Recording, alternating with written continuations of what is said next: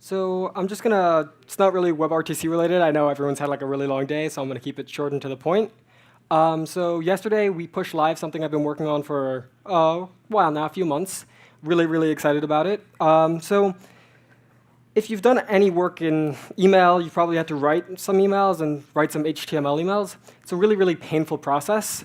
There's like a kind of cliche saying like you write emails like for 1995, and that kind of is true especially if you're doing any B2B and you have to support Outlook. So what I've been working on is a tool called HEML, Hypertext Email Markup Language, and it's a kind of markup language that mirrors HTML as much as possible and then compiles down to just HTML and CSS that you can send through whoever you like to send email through, maybe SparkPost. So I'm just going to write a really, really quick email and explain a little bit how it works. So yeah, you have your HTML tag, your head, and your body. And I'll bump that up a little bit. Cool.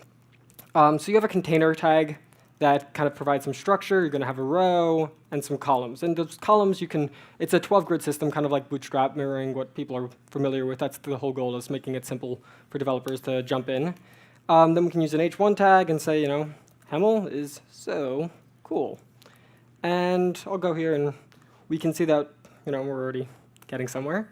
Then drop in a little text and a button.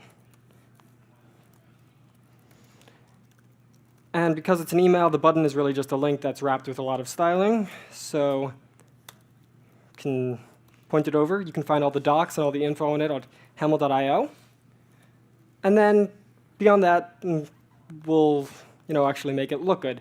So the magic comes in with Hemel because it lets you use CSS in the way you expect it to function. So we can style our body, just saying background, sky blue, and can hit the container,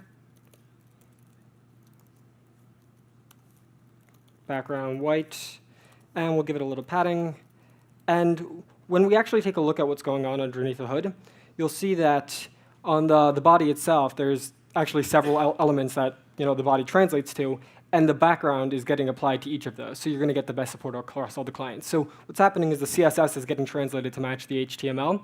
So you write like you expect it to. You have your usual tags, you have your buttons, your H1s, your paragraphs, and all the CSS kind of translates to exactly match what you're expecting. And so you get a really, really clean markup, and you get to have all the power of HTML and CSS. And if you've done any work in email, you'll find that the support is not consistent and not great across all clients, but I also want Hemel to encourage progressive enhancements. So you can use your box shadow and border radius and get all those little styling pieces that you want.